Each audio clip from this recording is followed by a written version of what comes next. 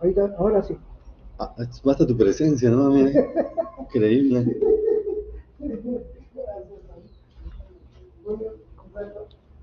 Hola, hola a los que estén. Estoy probando micrófono, por favor, ¿podrían decirme si el micrófono está activo? Sí, doctor, sí lo escucha. Sí, doctor, te escucho claro. Sí se le escucha, doctor. Ya, muchas gracias. Entonces, empezaremos en 2 minutos.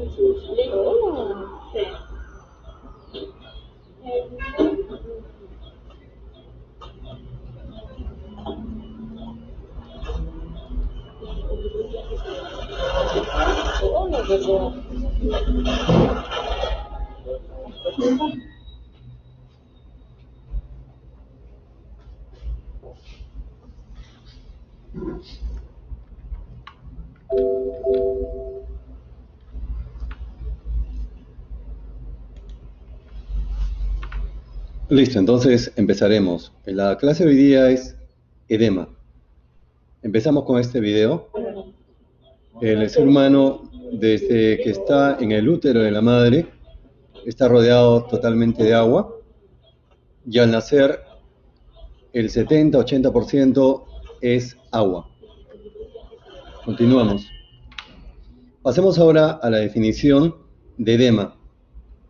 Como están viendo en esta lámina, edema es el aumento de líquido en el espacio intersticial. Estas bolitas de color azul representan al líquido, que pasa del intravascular al espacio intersticial, ya sea de manera difusa o de manera parcial. Vemos en la foto que hemos reconocido clínicamente que el paciente tiene edema, porque hay aumento de volumen y al presionar queda una zona deprimida transitoriamente, que se conoce con el nombre de fobia. ¿Cuándo es que ocurre esto? Cuando se acumula más del 6% de líquido. Ahí tenemos edema, clínicamente. Pero antes que aparezca el edema,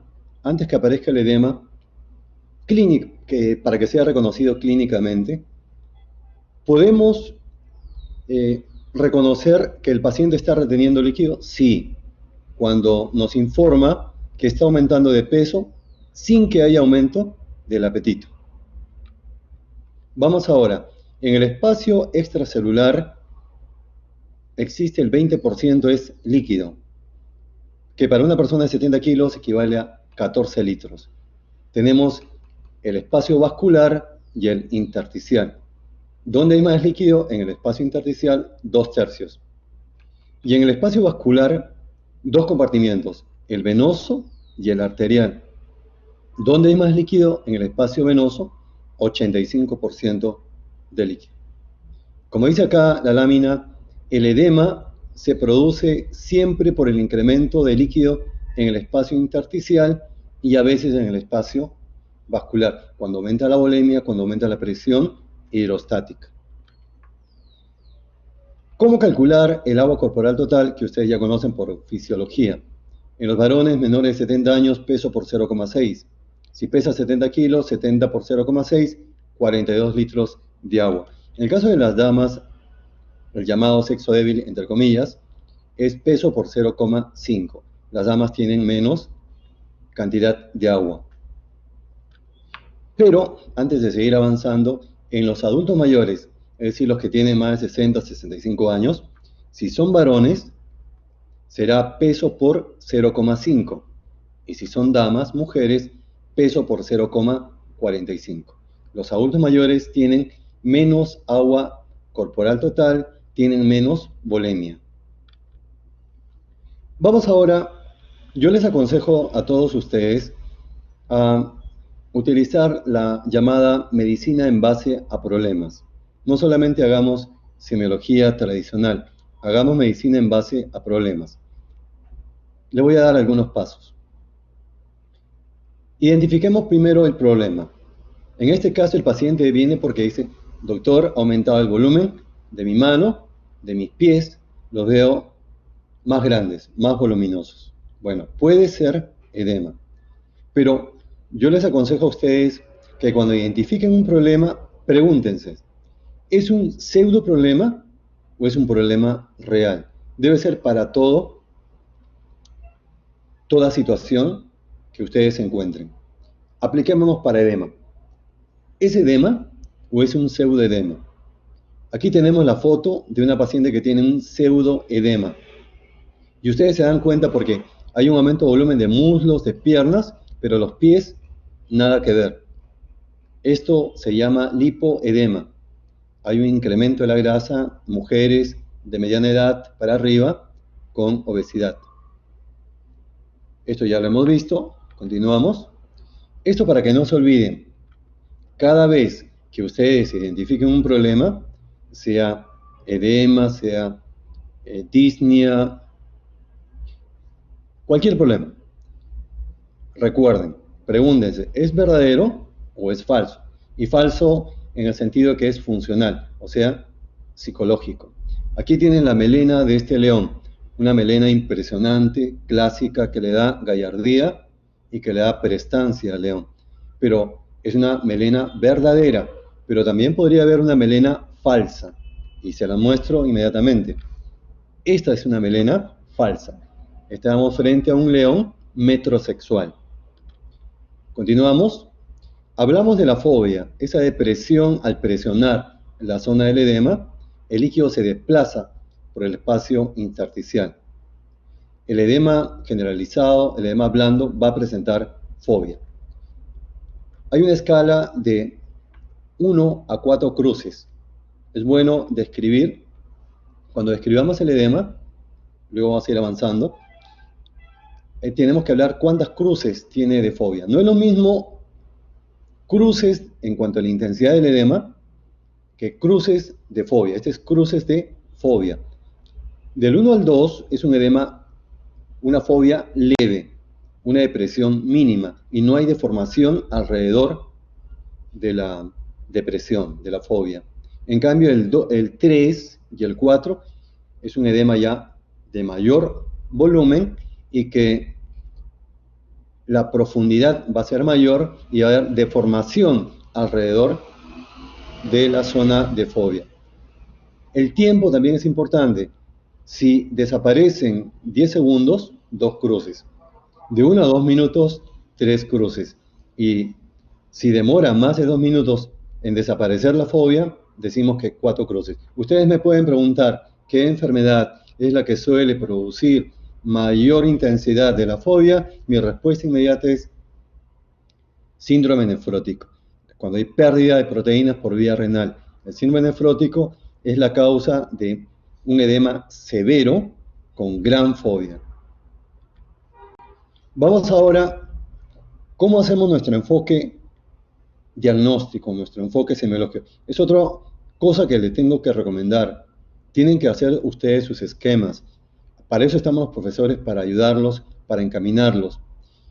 Esquema de todos los problemas. Hay literatura que ya voy a adjuntar para que ustedes puedan utilizarla aquí en el aula o enviarle al delegado para que hagamos también medicina, insisto, en base a problemas. Aquí es nuestro enfoque del edema.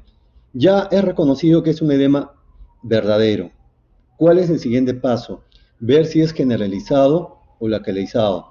Para eso evaluamos las características de todo edema. ¿Es bilateral o unilateral? Bilateral, generalizado. Unilateral, localizado. ¿Es inflamatorio o es no inflamatorio? Inflamatorio, que además de el edema hay calor, rubor, dolor y a veces limitación funcional. Disminuye con el reposo en cama, generalizado. No disminuye, localizado. ¿Por qué disminuye con el reposo en cama? Porque al estar en posición horizontal el paciente, se igualan las presiones, aumenta el retorno venoso, aumenta el gasto cardíaco y la filtración glomerular. El paciente se despierta en la noche, en madrugada, a miccionar varias veces. Va a presentar lo que se llama nicturia. Así que tenemos un síntoma temprano, edema generalizado, es la nicturia. Y la fobia va a ser una fobia importante. Repito, edema generalizado es bilateral, no inflamatorio, disminuye con el reposo en cama, aumenta en el transcurso del día y tiene fobia de intensidad moderada a severa.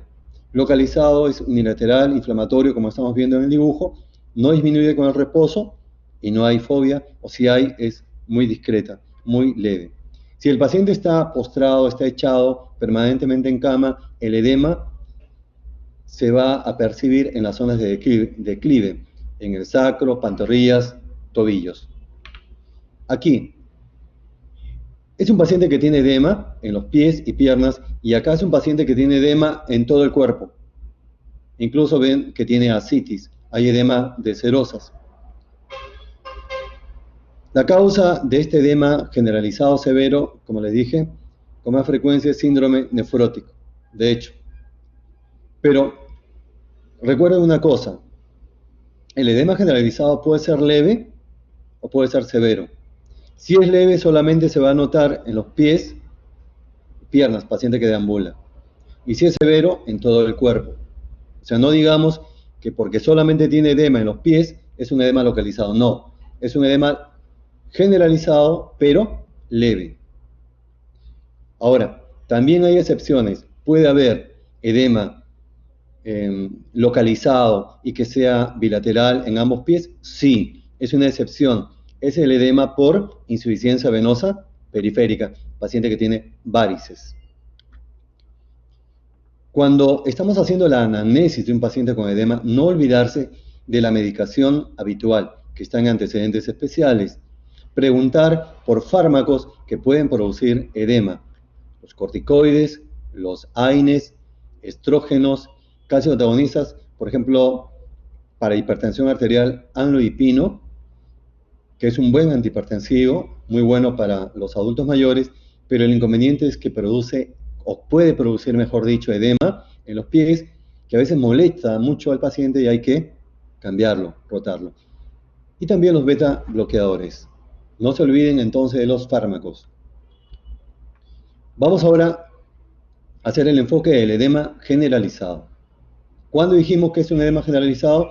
Cuando es bilateral, cuando es no inflamatorio, tiene fobia importante, aumenta en el transcurso del día y disminuye con reposo en cama, ¿verdad? Pues bien, ya sé que es un edema generalizado.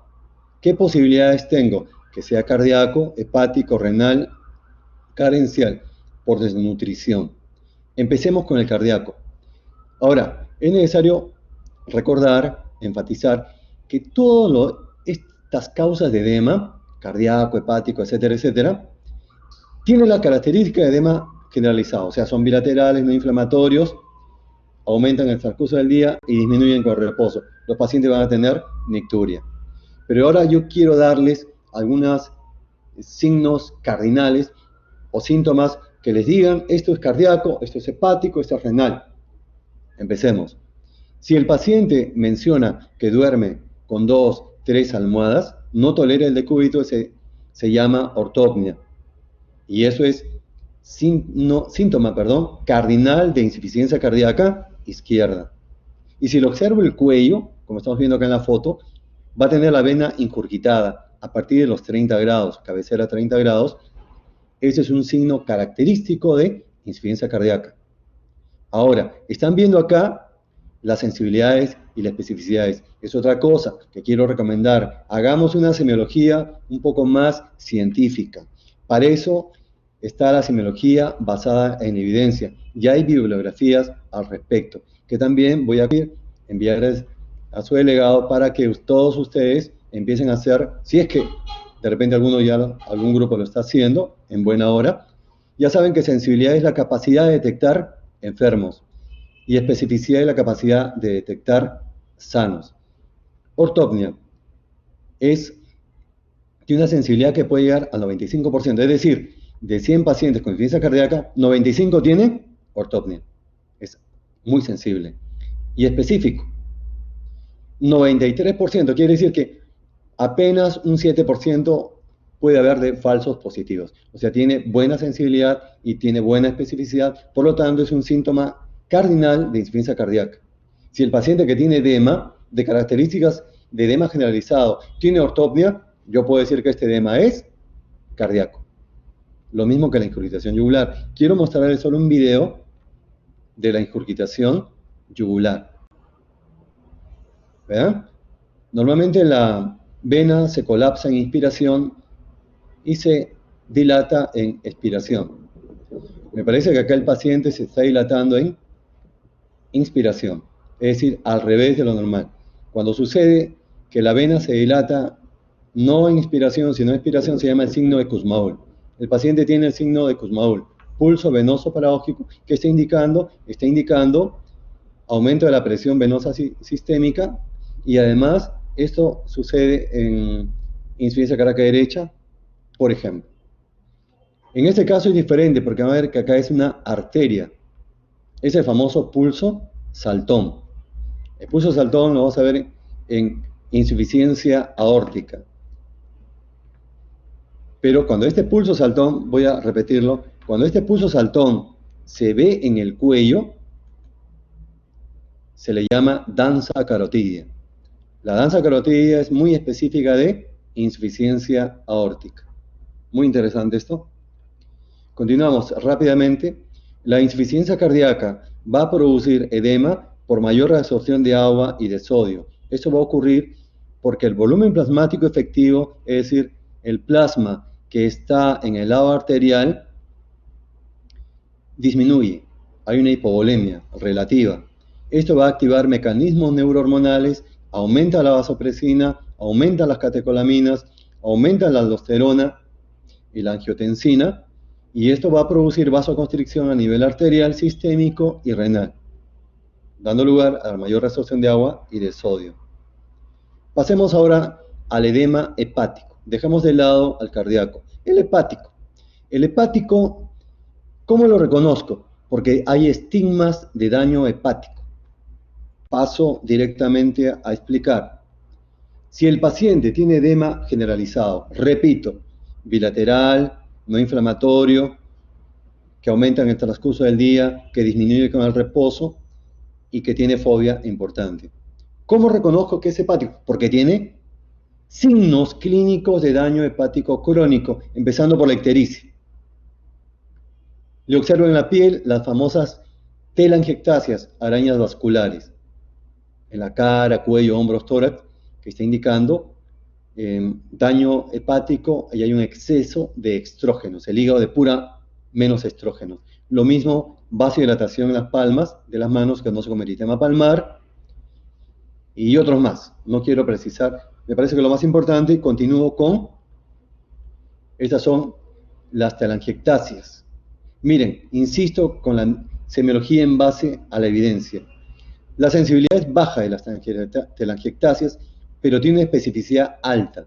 O sea, si encuentro un paciente que tiene ictericia, telangiectasias, es altamente específico para decir que probablemente hay un daño hepatocelular. El eritema palmar, la sensibilidad no supera el 50%, pero mire, tiene una especificidad bastante alta las palmas hepáticas. La ascitis. Definición de ascitis, la acumulación de líquido en el espacio peritoneal mayor a 25 milímetros. La ascitis también es un signo de daño hepatocelular y se puede dibujar la circulación venosa colateral alrededor del ombligo, en cabeza de medusa, semejando una medusa. La sensibilidad de la ascitis, en este caso cuando se registra el movimiento del líquido, se conoce como el signo de la oleada, pero cuando yo percuto el abdomen y hay una percusión mate, me está indicando que hay líquido y tiene una sensibilidad bastante alta. Y la especificidad es regular. Acá tenemos otro videito de ascitis. Y vean, le están haciendo la paracentesis y vean cómo sale el líquido. Con gran fuerza, con gran potencia. Veo que es un líquido claro, que no deja mucha espuma. Por lo tanto, me parece un trasudado. Podría ser que el paciente tenga cirrosis o insuficiencia cardíaca, por eso el líquido es claro. Se trataría de un trasudado.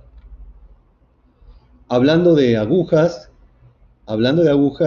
nosotros tenemos un poquito de miedo a las agujas de ese niño, si no,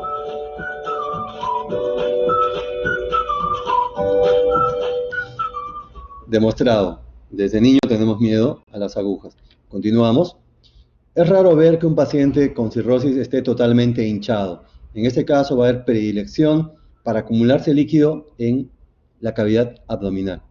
Ojo, no esperen que un paciente con cirrosis esté totalmente hinchado, como el de insuficiencia cardíaca o como el nefrótico. El líquido se va a acumular en el espacio peritoneal, lo que se conoce como ascitis. Están viendo que un paciente ictérico, adelgazado, con hiperpigmentado, es la facies típica cirrótica. El edema en cirrosis se debe también a una disminución relativa de la volemia que activa los mecanismos ya mencionados y produce vasoconstricción arterial sistémica, renal y reabsorción secundaria de agua y de sodio. No se asusten al ver esta lámina, no voy a explicarles todos, tranquilos. Solamente quiero resaltar unos aspectos que parecen importantes.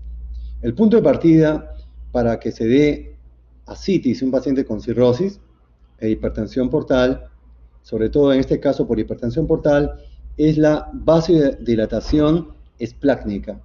Vasodilatación esplácnica que da lugar a hipovolemia, activación de los mecanismos neurohormonales ya comentados, retención de agua y sodio, expansión de volumen y ascitis.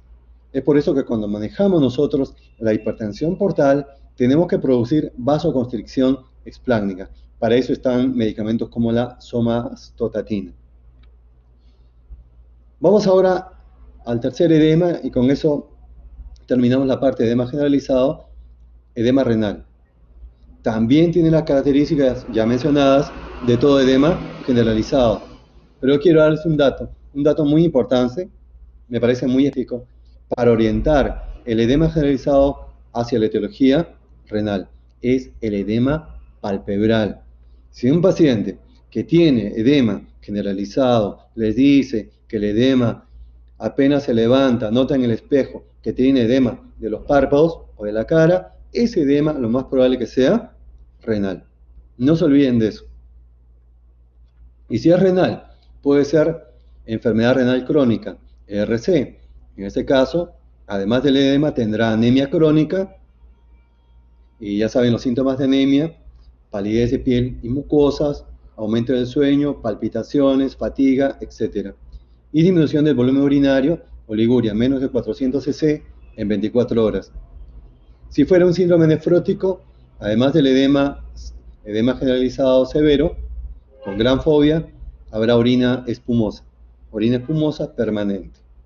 Si fuera un síndrome nefrítico, ya habrá hipertensión, se quejará el paciente de cefalea, sobre todo matutina, holocranial, de zumbido de oídos, mareo, bochorno. Y mencionará que la orina está de un color oscuro, color rojizo, oscuro, orientando hacia una hematuria. Bien, cuando planteamos edema generalizado renal, clave, edema en la cara, edema en los párpados. Y buscar ERC, síndrome nefrótico, síndrome nefrítico. El síndrome nefrótico, obviamente, el edema será por la pérdida de proteínas y la disminución de la presión oncótica. Tenemos acá los mecanismos que llevan a la formación de edema generalizado. Aumento de la formación de líquido. 1. Por aumento de la gradiente de presión hidrostática transcapilar. Hipertensión portal, insuficiencia cardíaca sobre todo derecha, síndrome nefrítico. Pero también puede ser por disminución de la presión oncótica transcapilar, por pérdida de proteínas por vía renal, síndrome nefrótico, por falta de producción de proteínas, cirrosis carencial. Y también edemas especiales, pacientes con hipotiroidismo, mixedema.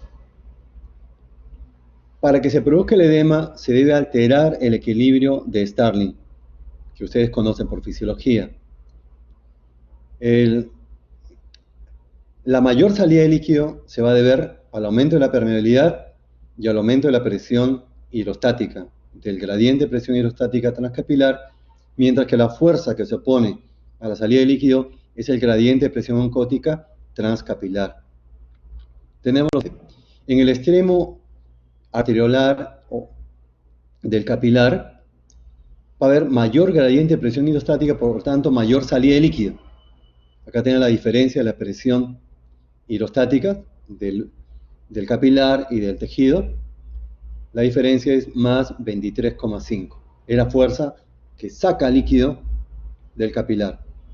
Mientras que en el extremo venoso del capilar, la diferencia, el gradiente de presión oncótica es más 23. Entonces, la diferencia 23,5 del gradiente de presión hidrostática menos 23 del gradiente de presión oncótica será 0,5, que se conoce como la tasa de filtración neta, que es la que finalmente va a sacar líquido. Cuando se está acumulando, ¿qué es lo que impide que se acumule líquido en el espacio intersticial? Es la acción de los capilares linfáticos. Los capilares linfáticos van a reabsorber el líquido. ¿Qué sucede cuando se está presentando el edema? El mecanismo compensador es que los capilares linfáticos, si trabajaban como 1, empiezan a trabajar como 5, como 10. Ustedes me preguntan, ¿a partir de qué disminución de la alúmina sérica ya aparece el edema? O sea, un edema por hipoaluminemia. La respuesta es por debajo de 2,5 gramos por decilitro. ¿Por qué no antes? Por la acción compensadora de los capilares linfáticos. Aquí tenemos edema generalizado por aumento de la permeabilidad. En este caso, el edema por alergia. Vea cómo compromete las zonas más suaves, más laxas. Vamos a sacar ahora un mix de facies edematosas. Vamos, acá tenemos un paciente que está presentando una reacción alérgica, que se llama edema angioneurótico. Es un edema inflamatorio, como compromete las zonas más blandas, y el peligro es que se edematice la zona de la laringe y el paciente se ahogue y muera. En ese caso, la manera de salvar la vida es administrándole adrenalina. Acá tenemos otro caso de edema no inflamatorio. No se observa, pero también se produce en el cuello y en el extremo proximal de los brazos. Es lo que se conoce como edema en esclavina. Y si observamos el tórax, habrá circulación venosa colateral. Se llama el edema en esclavina por obstrucción de vena cava superior, generalmente por tumores mediastinales o por el tumor de células pequeñas del pulmón. Esta es la facie de una paciente con hipotiroidismo. Es una facie pálida de color amarillo. ¿Por qué tiene color amarillo? Porque el hipotiroidismo hay una alteración del metabolismo de la vitamina A y aumenta los precursores que son los carotenos. Amarilla, pálida, un tanto como una expresión de apatía.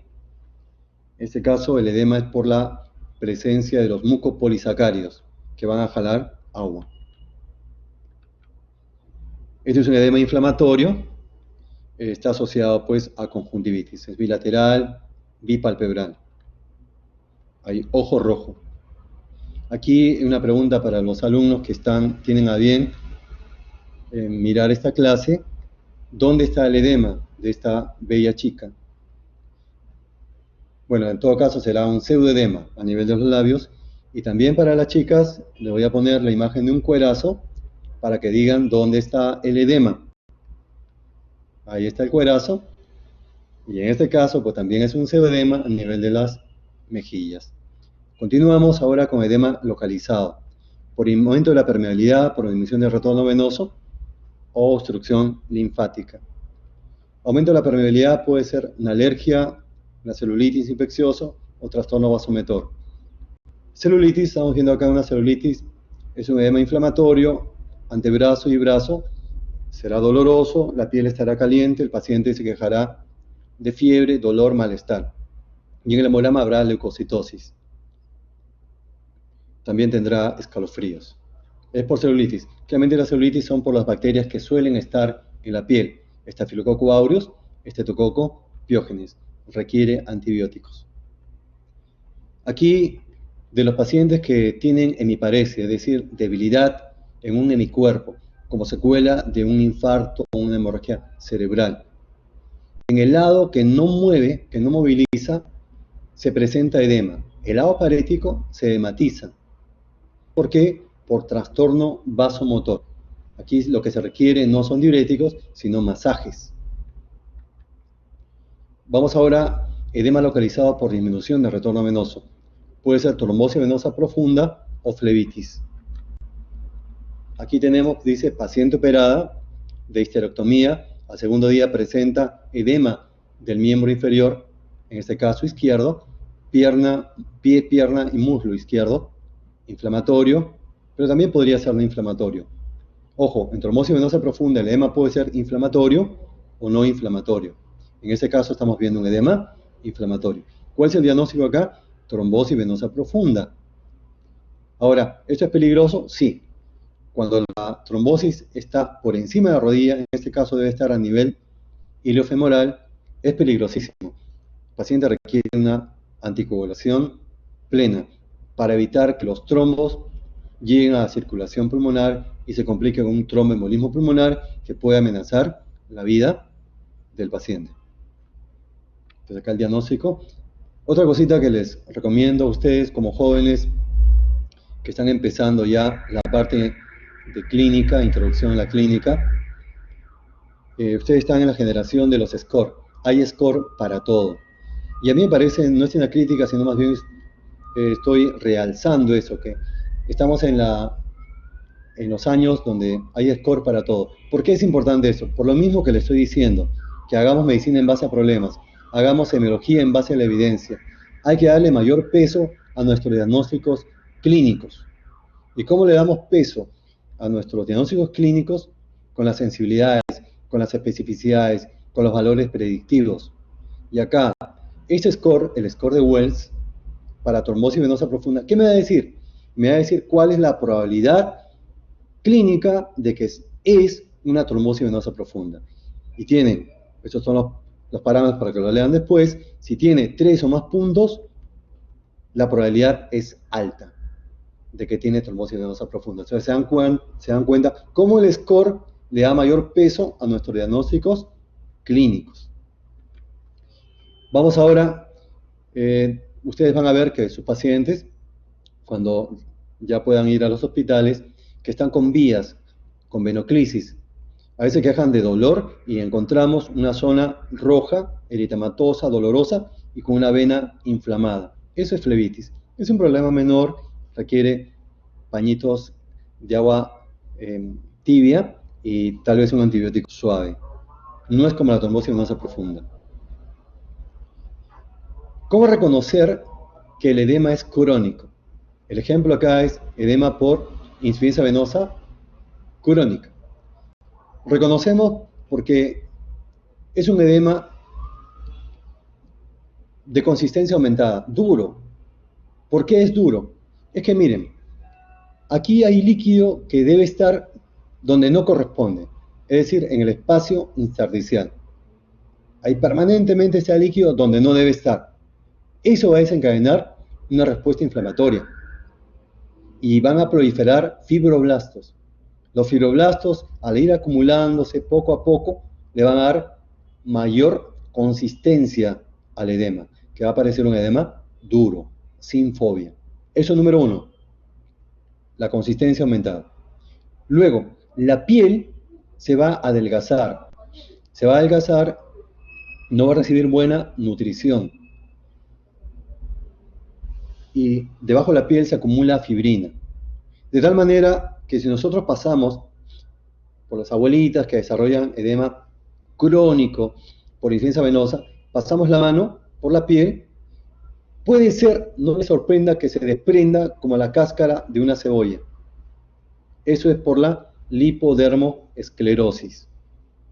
Entonces, repito, y lo que nos falta es hiperpigmentación. La piel al inicio adquiere un color rojo, como ladrillo.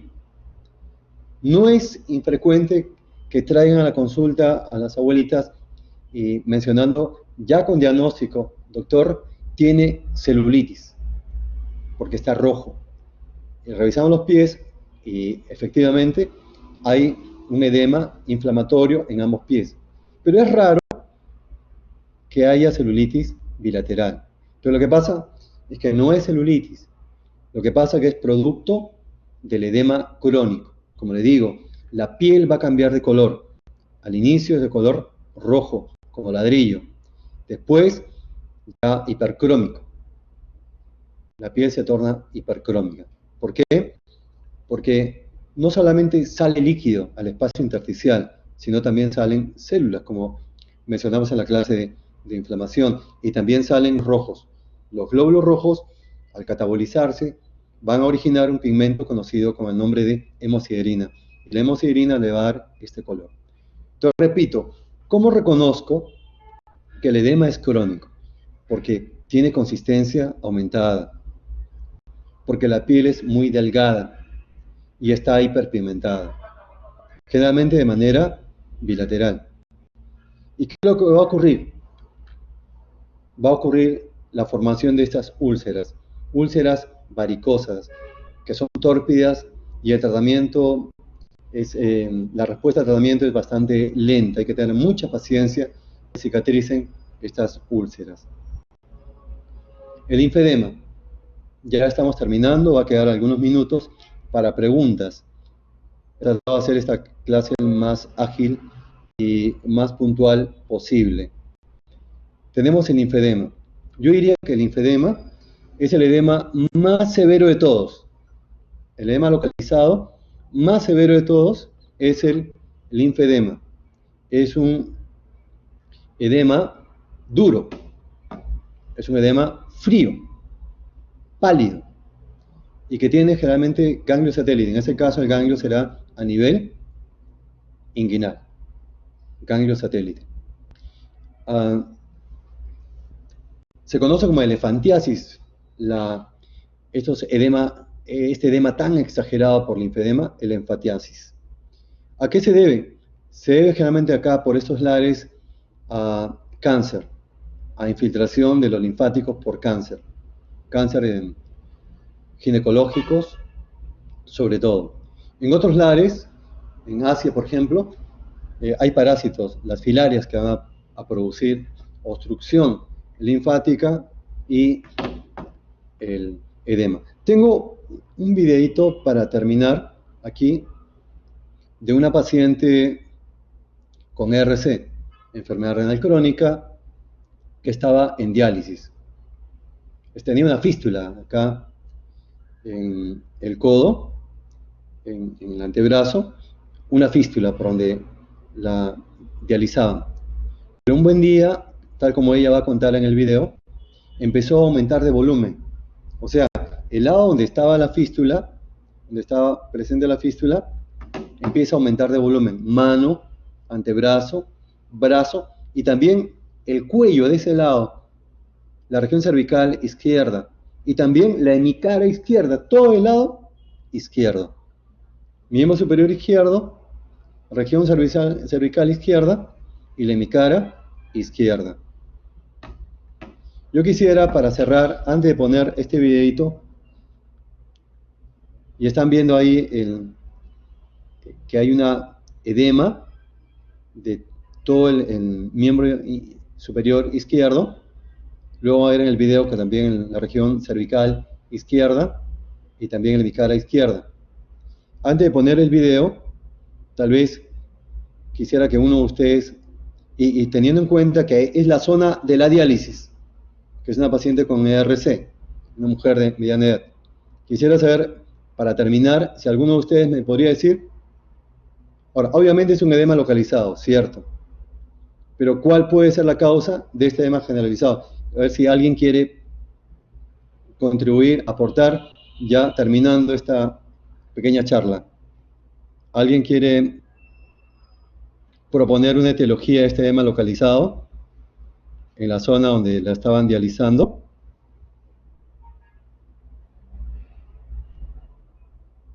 Le pongo el video a ver si se animan. Escuchen a la paciente. La trombosis me dijeron que era raíz del paciente. ¿Quién te dijo eso? Cuando me sacaron el examen. ¿Cuál examen? ¿Observen? El examen que me hice. ¿Observen el cuello, la cara? Pues mira, ahorita. ¿Cómo está hematizada de ese lado? ¿Cuál examen? ¿Cómo se llama esta célula? La ecografía, una ecografía me hice.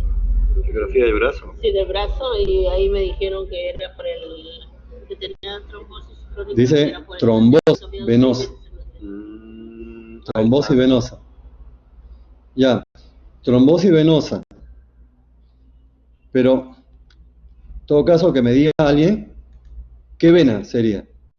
Ya sabemos que es una trombosis. Es un edema localizado de etiología vascular, una trombosis venosa. ¿Qué vena sería? Porque se acuerdan que yo les mencioné el edema en esclavina, ¿no? Edema en la cara, cuello y la porción proximal de los brazos. ¿Será este el caso, pero de un solo lado? Edema semiesclavina. Excelente. Es un edema en semiesclavina y se demostró por el estudio ecográfico que estaba obstruida, se había formado un trombo en la vena subclavia, no en la que le mencioné, en la vena cava superior, sino en la vena subclavia. ¿Y todo a raíz de qué? De tener un cuerpo extraño, o de recibir, mejor dicho, las hemodiálisis, el ingreso del catéter a nivel de la fístula. Bien, tenemos unos minutitos para preguntas, si quisieran preguntar, antes porque ya he preparado mis 4 preguntas que ha pedido el doctor Díaz, el coordinador, buen coordinador del curso. Una pregunta, porque antes de enviar mis preguntas al doctor Díaz.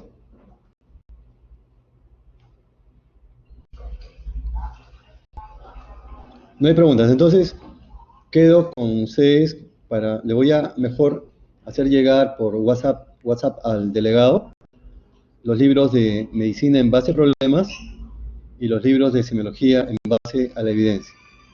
Para poder, no se contenten con los libros clásicos, que es bueno leer los libros clásicos de semiología, pero no es suficiente, muchachos, no es suficiente. Tenemos que hacer medicina en base a problemas y medicina y semiología, en base a la evidencia. Si ustedes hacen eso, cuando ven a medicina interna van a impresionar a sus profesores porque van a estar en un nivel mejor. Porque cuando hagan medicina interna hay que hacer medicina basada en la evidencia. O sea, utilizar la bioestadística, utilizar la evidencia de los estudios clínicos randomizados, lo que hoy en día está de moda a raíz del SARS-2. Entonces, si no hay preguntas, quedamos ahí. Gracias por la atención.